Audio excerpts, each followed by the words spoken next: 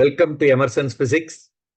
இந்த சேனல்ல NCERT exercise, NCERT எக்ஸாம்பிளருடைய கொஸ்டின்ஸை ரொம்ப சிம்பிளா ஈஸியா புரியுற மாதிரி சொல்யூஷன் கொடுத்துருக்கேன். Definitely it will be useful for your board examination as well as for preparation of entrance examination like NEET and JEE. Please subscribe and follow.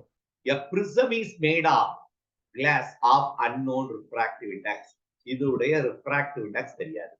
A parallel beam of light is incident on one face of the prism. இந்த light தான் சொல்றோம். Incident on a prism, the angle of minimum deviation is measured to be 40 degree. Minimum deviation is measured to be 40 degree. Okay. What is the refractive index of the prism? Refractive index, okay. Refractive index of the prism. Okay. The refracting angle, already சொல்லியிருக்கேன், ஞாபகம் இருக்காடா? Refracting angle எதை மீன் பண்ணுவாங்க? Angle of prism சொல்லி கொடுத்திருக்கேன்.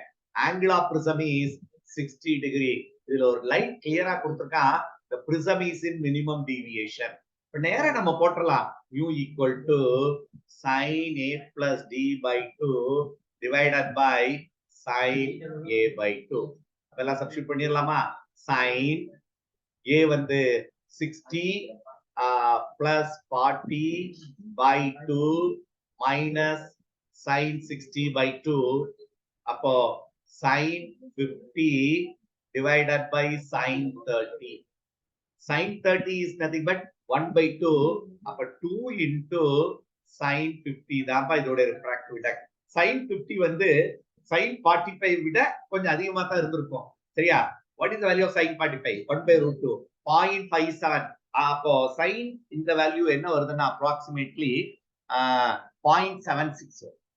So 2 into 0.76 போட்டேனா 1.53. இதாப்பா answer.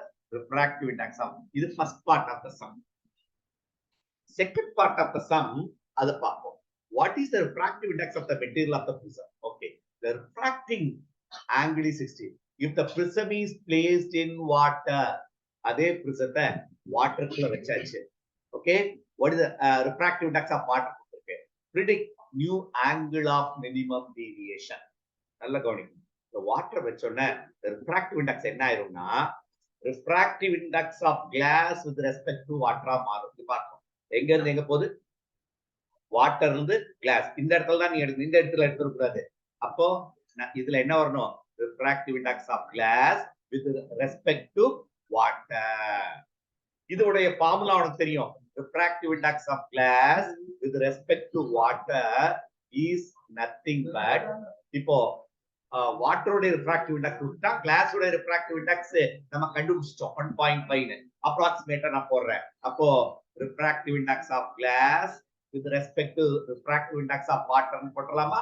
which is nothing but 3/2 by 4/3. அப்ப 9/8. இதான் refractive index of glass with respect to water. இது எதுக்கு ஈக்குவல்னா அதே ஃபார்முலா தான். sin a plus del or d dash வச்சுக்கலாமா? இந்த d தான் கேட்டிருக்கேன்.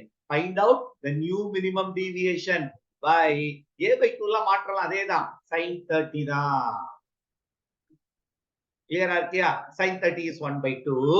அப்போ கிராஸ் மல்டிப்ளை பண்ணி 1/2 போட்டு அப்போ 9/16 equal to sin a plus d dash. sin reciprocal of that sin value நம்ம எடுக்கணும் இந்த இடத்துல. அப்போ இது come around இந்த d மட்டும் எடுத்தேன்னா a value 60 தான், அதுல மாற்றம் இல்ல. இந்த a value 60 தானே. angle of prism 60 degree தான். அப்போ the value is, இது வந்து d dash will be comes around 10 degree to 20 minutes வந்திருக்கு. இதுல நம்ம வேல்யூ கொடுத்தாகணும். இது வந்து பாயிண்ட் சம்திங் வந்திருக்கும். இதோட ரெசிப்ரோக்கல் வேல்யூ என்னவா இருந்திருக்கும்னா 35 டிகிரி வருது sine of that value. So calculate பண்ணா டிகிரியில வேற கொடுத்திருக்காங்க. அப்போ நம்ம டிகிரியில தான் ஆன்சர் எழுத முடியும். ஏன்னா சைன் ஃபங்க்ஷனுக்குள்ள இருக்கனால answer should be taken as degree.